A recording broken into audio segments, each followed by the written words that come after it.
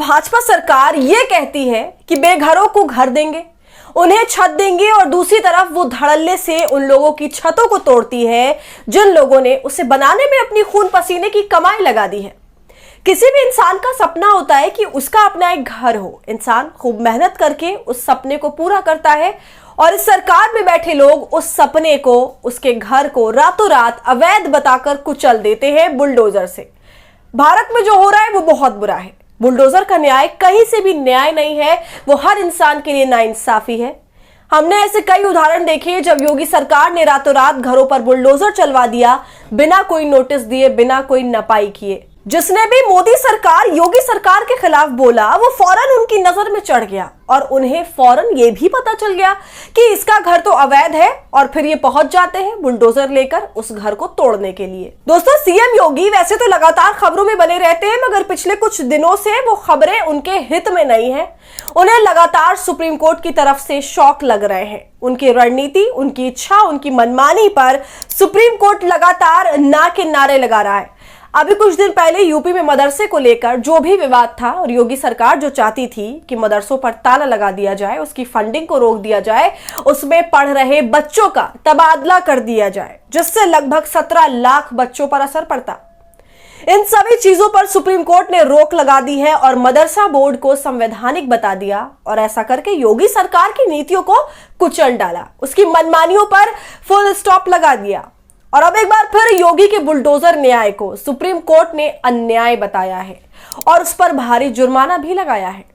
तो क्या है पूरा मामला, तब सब बताएंगे आपको इस वीडियो में, तो वीडियो को अंत तक जरूर देखिए। नमस्कार, आदाब, आप देख रहे हैं खबर अड्डा और मैं हूं आपके साथ सुम्बुलीरम। दोस्तों, योगी आदित्यनाथ और बुलडोजर का रिश्ता क्या है वो बताने की जरूरत नहीं है। उनके अपने जो भक्त हैं वो योगी को बुलडोजर बाबा भी कहते हैं।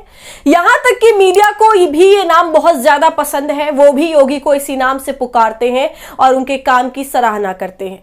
योगी सरकार ने पहले तो यूपी में, उसके बाद देश के कई राज्यों में न्याय की परिभाषा ही बदल दी।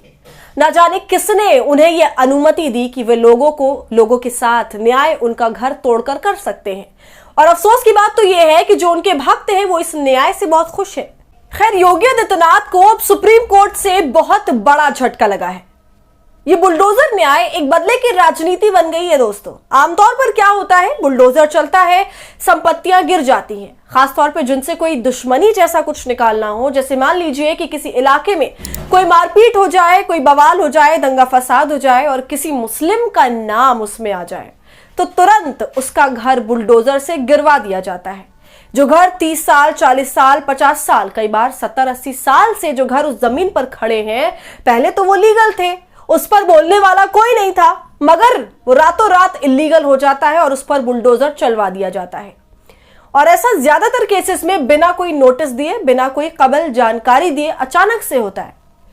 दोस्तों, अब जो मामला सामने आया है वो महाराजगंज का है और इसमें मुस्लिम नहीं, एक हिंदू का घर इन्वॉल्व है।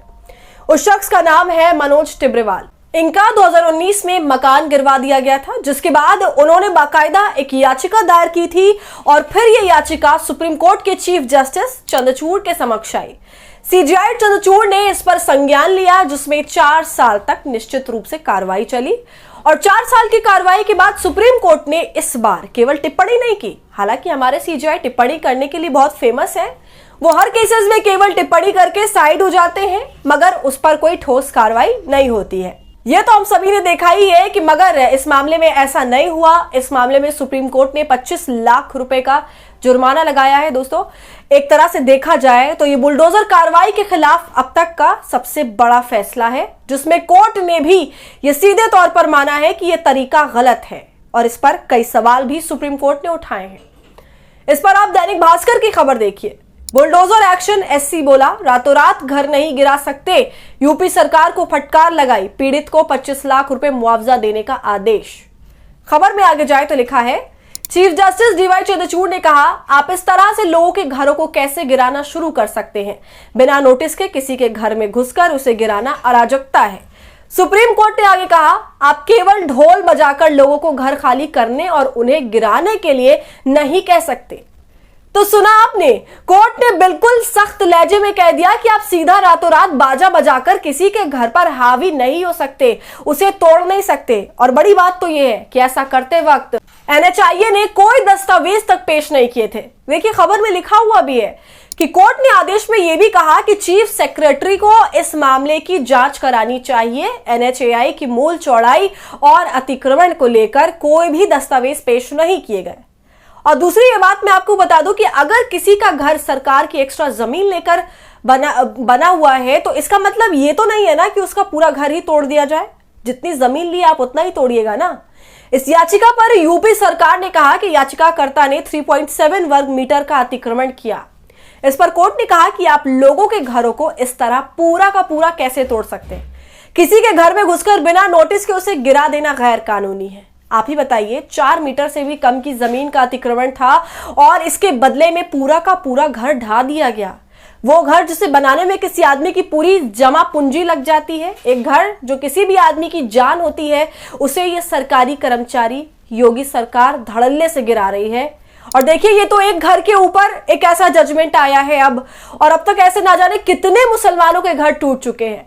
इसके अलावा ये बात भी गौर करने वाली है कि क्या कोर्ट जिनके घर टूटता है उनके घर की वैल्यूएशन करती है, यानी ये पता लगाती है कि उस घर की अब क्या कीमत बैठ रही है। क्योंकि कोर्ट ने तो सिर्फ 25 लाख रुपए मुआवजे की बात करी है।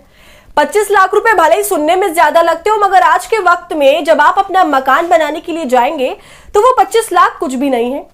उसके बाद सिर्फ मकान बनाना ही नहीं है, उसके अंदर जितना खर्चा हुआ है, उसका इंटीरियर पर जितना भी काम हुआ है, उसके पैसे अलग लगे हुए हैं। चलिए, ये तो राहत की बात है कि कोर्ट की तरफ से 25 लाख रुपए का मुआवजा देने की बात हो रही है, मगर क्या ये जायज पैसे हैं? दोस्तों, योगी आदित्यनाथ जो इस चीज के प्रतीक माने जाते थे, सिंबल माने जाते थे, मगर अब जो यूपी सरकार की बुलडोजर जस्टिस पर सुप्रीम कोर्ट ने यह झटका दिया है, तो यह मामला मिसाल की तरह काम करेगा। यानी अब बहुत सारे लोग जिनका घर इस तरह से बिना पूरे लीगल प्रोसेस के, बिना कानूनी प्रक्रिया के पूरा किया हुआ है, गिराया गया है, वो सारे लोग हाई कोर्ट में जाएंगे, सुप्रीम कोर्ट में जाएंगे। और ये केस मिसाल की तरह लगेगा कि जैसे इस केस में सुप्रीम कोर्ट ने 25 लाख का जुर्माना लगाने का फैसला किया, वैसे ही हमारे केसेस में भी सरकार के ऊपर जुर्माना लगाइए और हमें सरकार से आप वो पैसा दिलवाइए। वैसे इस फैसले में एक और बेहद जरूरी जानकारी है। पहली बात तो ये, जो 25 लाख दिए गए हैं ये अंतरिम राहत की तरह दिए गए हैं, यानी जो याचिका करता है वो अभी भी दूसरे लीगल प्रोसेस को अपना सकता है। यानी वे अगर साबित कर दे कि उसका मकान जो गिराया गया उसकी कीमत 25 लाख से ज्यादा थी, तो वो और ज्यादा मुआवजे की मांग के लिए सुप्रीम कोर्ट में जा सकता है। और दूसरा उससे बड़ा मामला यह है कि उत्तर प्रदेश के मुख्य सचिव को यह कहा गया है कि इस कार्यवाही के लिए जितने भी अधिकारी जिम्मेदार हैं उनके खिलाफ जांच करके रिपोर्ट दी जाए और उनके खिलाफ जरूरी कार्रवाई भी की जाए। तो अब जिस सरकार की बात मानकर जिन अधिकारियों ने इस तरह गैर कानूनी तरीके से लोगों के घरों को गिराया, अब सुप्रीम कोर्ट की तरफ से उनके ऊपर भी गाज गिरेगी। तो दोस्तों, आपका इस पूरे मामले पर क्या कहना है, हमें कमेंट कर जरूर बताइए। वीडियो पसंद आई हो तो इसे लाइक और शेयर करें और खबर अड्डा को यूट्यूब पर सब्सक्राइब कर लीजिए।